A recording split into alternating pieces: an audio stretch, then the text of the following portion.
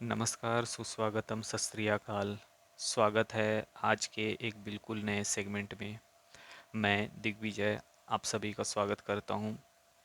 आज हम लोग चर्चा करेंगे भूगोल विषय एवं भूगोल विषय से जुड़े हुए महत्वपूर्ण टॉपिक्स के बारे में। भूगोल सिविल सेवा परीक्षा में एक महत्वपूर्ण भूमिका अदा करता है और साथ ही साथ सिविल सेवा परीक्षा के एक महत्वपूर्ण पेपर के रूप में भी जाना जाता है। विशेष रूप से यदि मैं यूपीएससी की बात करूं तो यूपीएससी में यह प्रीलिम्स के साथ ही साथ पेपर वन में भी शामिल है, जहां पर इससे संबंधित कई प्रश्न पूछे जाते हैं।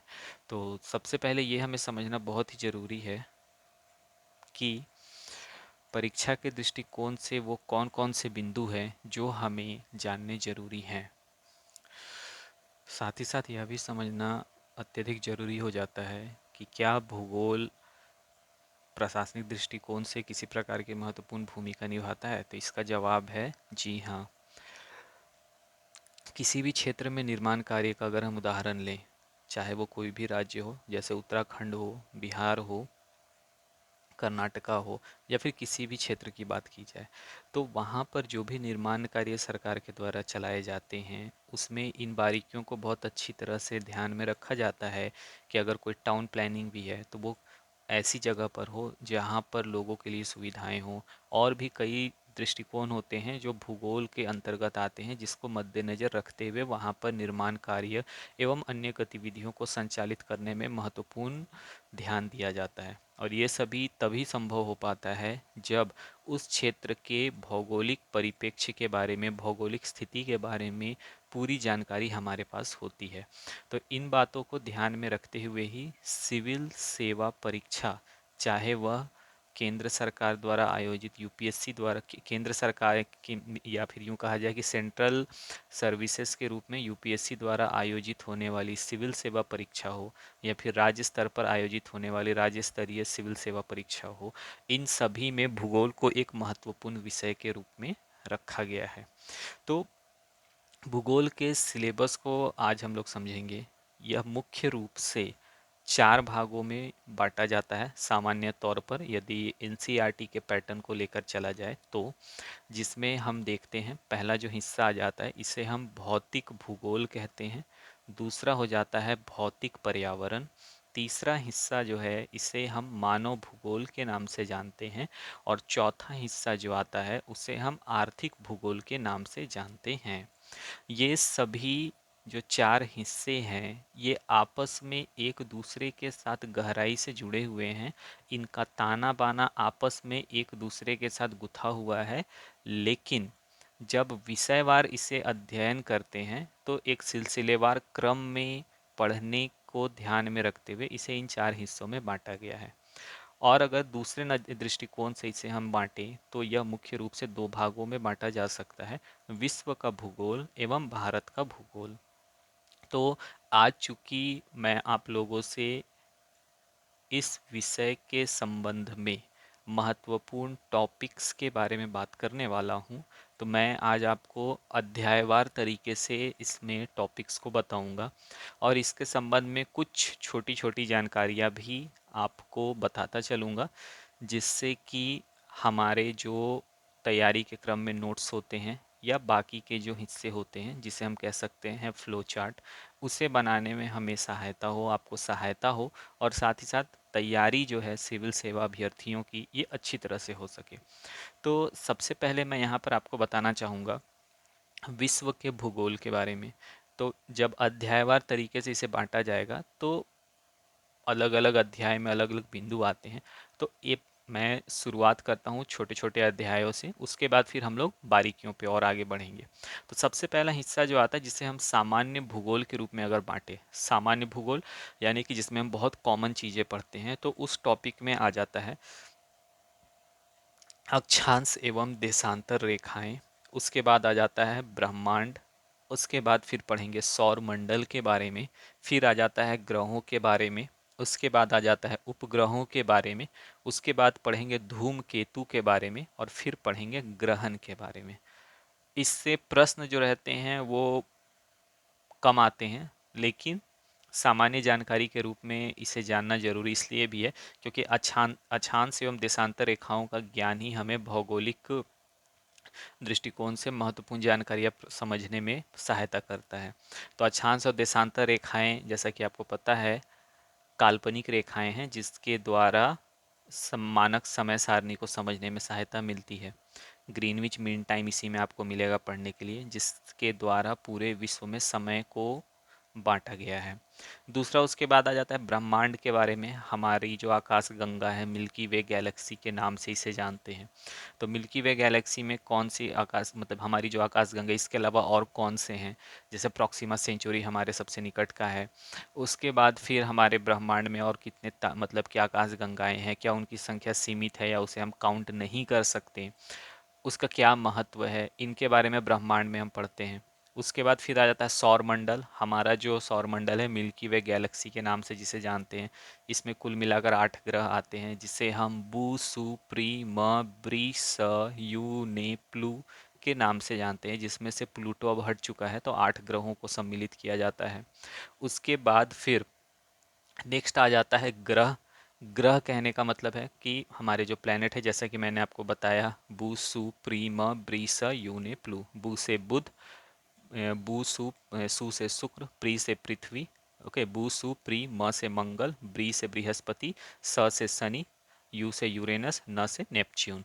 तो ये ग्रह हैं। इन ग्रहों का क्या रोल है, इसमें से गोल्डी लॉक्स जोन क्या होता है, गोल्डी लॉक्स लॉक्स जोन में कौन कौन से ग्रह आते हैं, वहाँ पर जीवन क्यों संभव है, ये चीज़ें जो होती है ये हम ग्रहों के तहत पढ़ते हैं।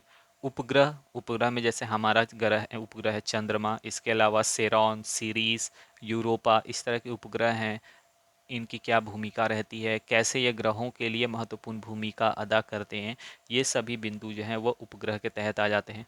धूमकेतु और ग्रहण, उसी तरह से धूमकेतु और पुच्छल तारा, ये दोनों बिंदु आ जाते हैं। और उसके बाद फिर आते हैं ग्रहण, जिसमें सूर्य ग्रहण एवं चंद्र ग्रहण के बारे में भी हम लोग पढ़ते हैं।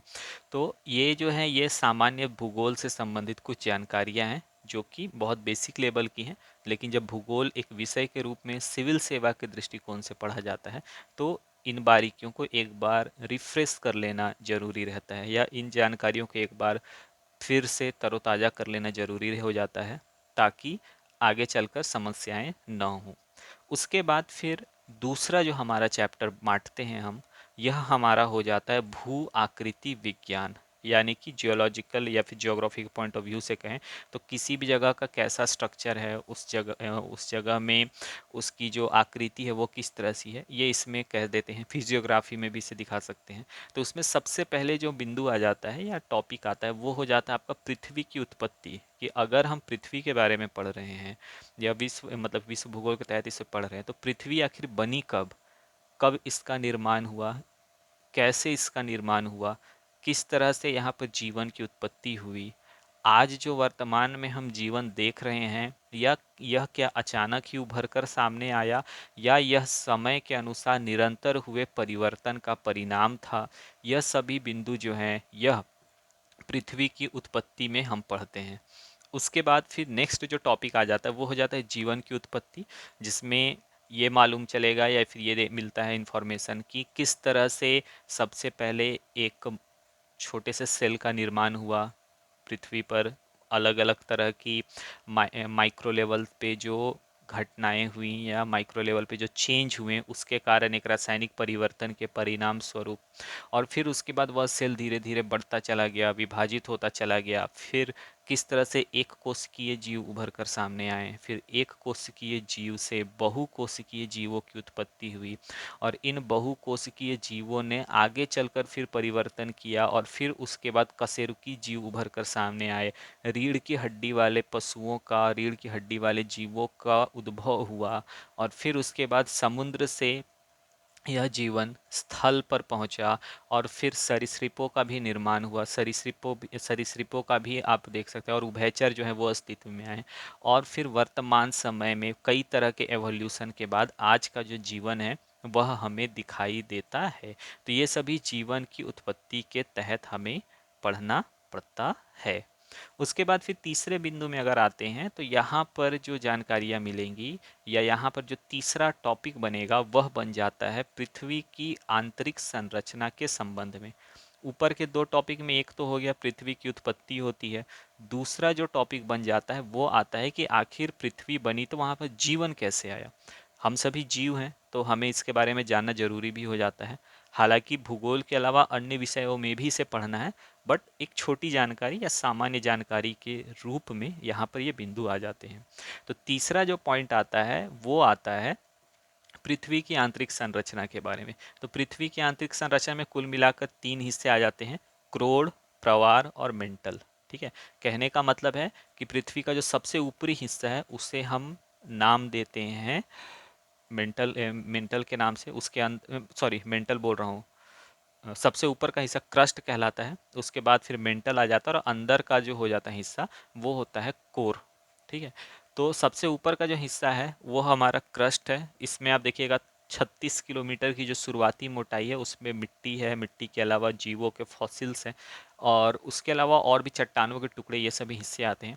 उसके बाद मेंटल का जो हिस्सा जब शुरू होता है तो वह कुल मिलाकर 2900 किलोमीटर की मोटाई तक है और उसके बाद का हिस्सा जो है जो वह कोर कहलाता है, जिसमें हॉट मॉल्टेन मैग्मा पाया जाता है, लोहे और निकेल की मात्रा भी इसमें पाई जाती है। तो इसके बारे में पृथ्वी की आंतरिक संरचना में पढ़ते हैं। इसी में हमें और भी कई तरह की चीज़ें मतलब कि पढ़ने के लिए मिलती है कि किस तरह से पृथ्वी की आंतरिक संरचना जो है, यह आंतरिक संरचना तो हम पढ़ ही रहे हैं, लेकिन इस आंतरिक संरचना में भी और कौन कौन सी चीज़ें शामिल हैं जो पूरी पृथ्वी के बनने में महत्वपूर्ण योगदान देती हैं, यह हमें इस टॉपिक के तहत पढ़ने मिलता है। उसके बाद फिर जो नेक्स्ट टॉपिक आता है वो हो जाता है महाद्वीपों एवं महासागरों की उत्पत्ति, कि अगर पृथ्वी बनी तो क्या पृथ्वी बनी और पानी आ गया, या फिर पृथ्वी के बनने के बाद किसी प्रक्रिया के परिणाम स्वरूप किसी कारणवश यहाँ पर जल का, आप देख सकते हैं कि उद्भव देखने मिलता है या फिर जल की उपलब्धता पाई जाती है।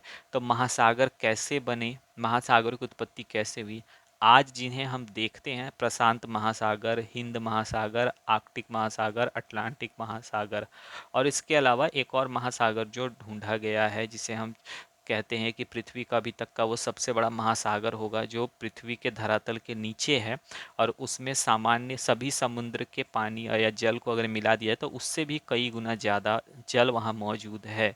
तो ये आखिर आए कहाँ से, इनकी उत्पत्ति कैसे हुई, इनका उद्भव कैसे हुआ, इसके बारे में हम पढ़ेंगे। हालांकि जो अंतिम मैंने बताया कि जो सबसे ढूंढा गया नया महासागर जिसके बारे में क्लेम किया जा रहा है, इसके बारे में हमें सामान्य तौर पर अभी नहीं पढ़ना है, लेकिन फिर भी एक सामान्य जानकारी में इसे जान लेना जरूरी होता है क्योंकि लेटेस्ट डेवलपमेंट में इसकी संभावना बनती है प्रश्नों को ध्यान में रखते हुए। उसके बाद आ जाता है भूकंप के बारे में। भूकंप इसलिए भी जरूरी है क्योंकि यह पृथ्वी की संरचना को समझने में महत्वपूर्ण भूमिका तो निभाता ही है, साथ ही साथ किस जगह पर मानवीय आवास या अधिवास होंगे, इसके निर्माण में या फिर इन अधिवासों को बनाए जाने में भूकंपीय क्षेत्र के तहत यह आता है या नहीं, इसके बारे में जानकारी होना अत्यधिक जरूरी हो जाता है। तो भूगोल के तहत ही भूकंप भी आ जाता है। भूकंप की उत्पत्ति कैसे होती है, एपी सेंटर क्या होता है, प्राइमरी वेव्स क्या होते हैं, सेकेंडरी वेव्स क्या होते हैं, टेक्टोनिक प्लेट्स क्या हैं, कैसे भूकंप की उत्पत्ति होती है, उसमें भी जोन 1 क्या है, जोन 2 क्या है, रिक्टर स्केल क्या होता है, इन सभी के बारे में भूकंप के तहत हम लोग पढ़ते हैं या भूकंप के तहत पढ़ना है। आगे उसके बाद फिर नेक्स्ट आ जाता है ज्वालामुखी के बारे में। पृथ्वी की आंतरिक संरचना को समझने का अगर कोई सबसे अच्छा साधन माना जाता है तो वह ज्वालामुखी ही माने जाते हैं। इसके पीछे कारण है कि जब ज्वालामुखी की उत्पत्ति होती है, उत्पत्ति कहने का मतलब है विस्फोट, यहाँ पर मैं कहना चाह रहा हूँ, उत्पत्ति तो कहना सही नहीं होगा। जब ज्वालामुखी का विस्फोट होता है तो अगर ज्वालामुखी का माउथ अगर मैं कहूँ तो ये कुछ इस तरह से, अगर ये माउथ ओपन होता है तो यहाँ से हॉट मॉल्टेन मैग्मा बाहर आता है और एक मशरूम क्लाउड की तरह बनाता है। तो उसके साथ ही साथ वह कई तरह की चीज़ें अपने उद्गार में बाहर निकालता है, जिसमें पिघले हुए मैग्मा के साथ ही साथ महत्वपूर्ण खनिज, उसके अलावा राख, सिलिका और भी कई तरह के पार्टिकल्स रहते हैं।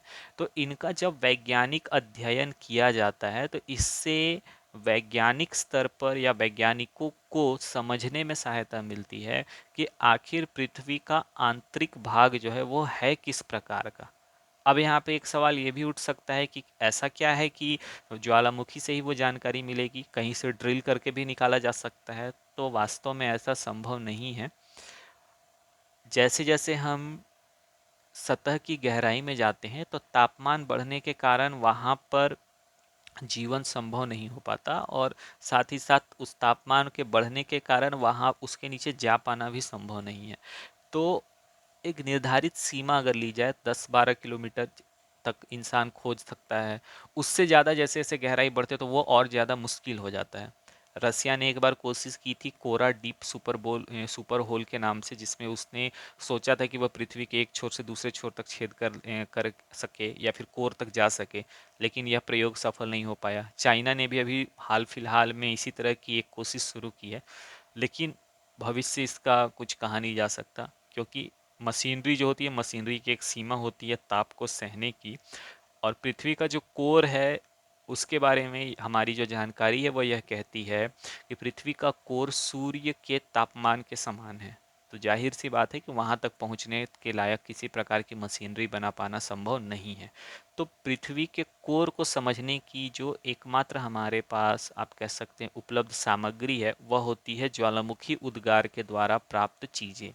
तो ज्वालामुखी में इसके बारे में हम पढ़ते हैं। साथ ही साथ ज्वालामुखी से कई तरह के जो मिनरल्स मिलते हैं वह हमें कई तरह की हमारी आवश्यकताओं को पूरा करने में भी महत्वपूर्ण भूमिका निभाते हैं। उसके बाद फिर नेक्स्ट हिस्सा आ जाता है चट्टाने। ज्वालामुखी उद्गार जहाँ होता है तो वहाँ पे चट्टाने भी बनती है, क्योंकि लावा दो तरह का होता है, गाढ़ा और पिघला हुआ जिसे कहते हैं। अगर गाढ़ा रहता है तो माउंटेन का फॉर्मेशन करता है, पिघला हुआ रहता है तो प्लेट्यू का फॉर्मेशन करता है। चट्टाने होती है तो चट्टाने बनती कैसे हैं? प्लेट टेक्टोनिक्स थ्योरी अगर कहा जाए तो उसमें भी आप देखिएगा दो प्लेटों के टकराने से चट्टानों का निर्माण होता है। तो ये सभी चीज़ें यहाँ पर आ जाती हैं। उसी तरह से भ्रंश आ जाते हैं, पर्वत आ जाते हैं। पर्वतों के बाद फिर झील और मैदान, मैदानी इलाका और झील, ये दोनों महत्वपूर्ण भूमिका निभाते हैं टॉपिक जो है ज्योग्राफी के तहत। उसके बाद पठार, जैसा कि मैंने बताया आपको अभी कि लावा के जहाँ फ्लो होगा वहाँ पर पठार बनता है। द्वीप और स्थलाकृति, द्वीप जो होते हैं किसी भी समुद्र में आप कह सकते हैं, या फिर बड़े जल जमाव यानी कि समुद्र ही सामान्य रूप में कहा जाएगा।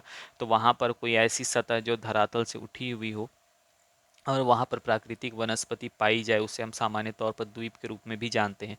तो द्वीप का निर्माण जब होता है तो उसके क्या फायदे हैं, क्या नुकसान है, कैसे वह द्वीप जो रहता है वह वेजिटेशन के कारण रहने लायक हो जाता है, स्थलाकृति की क्या भूमिका होती है, जो स्ट्रक्चर होता है ज्योग्राफिकल स्ट्रक्चर उसका क्या इम्पोर्टेंस है। ये सभी टॉपिक जो हैं ये भू आकृति विज्ञान के तहत पढ़ना पड़ता है, ताकि परीक्षा में जब प्रीलिम्स या फिर मेंस में जो क्वेश्चन आए तो वो इससे जब पूछे जाएं तो एस्पिरेंट्स जो हैं उन्हें इन टॉपिक्स के बारे में इतनी जानकारी तो हो कि वो उसे लिख सके। क्योंकि कोई निर्धारित स्टैंडर्ड आंसर राइटिंग मेथड तो है नहीं कि इतने ही क्वेश्चंस आएंगे, यही क्वेश्चन आएंगे, इसको लिखना है। तो जिस तरह के क्वेश्चन रहते हैं उसी प्रकार से उनका आंसर फ्रेम करना पड़ता है, और यह सिर्फ और सिर्फ तभी पॉसिबल है जब हमें विषय के बारे में पर्याप्त जानकारी होती है। पर्याप्त कहने का मतलब है, एक कोट मैं यहाँ कहना चाहूँगा, जो या कोट या यूँ कहा जाए एक वाक्य कहा जाता है, सिविल सेवा परीक्षार्थियों के लिए बहुत महत्वपूर्ण है कि you need to know something about everything but you don't need to know everything about something. कहने का अर्थ है सभी विषयों के बारे में थोड़ी थोड़ी जानकारी होना सिविल सेवा परीक्षार्थी के लिए अत्यधिक आवश्यक है, न कि कुछ विषयों के बारे में अत्यधिक जानकारी होना। तो परीक्षा के दृष्टिकोण से देखा जाए तो यह जो सेंटेंस मैंने कहा यह स्वयं पर लागू करना परीक्षा को क्लियर करने में बहुत महत्वपूर्ण भूमिका निभाता है।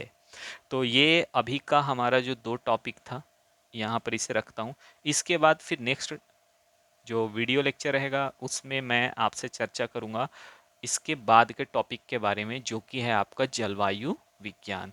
तब तक के लिए जय हिंद, जय भारत।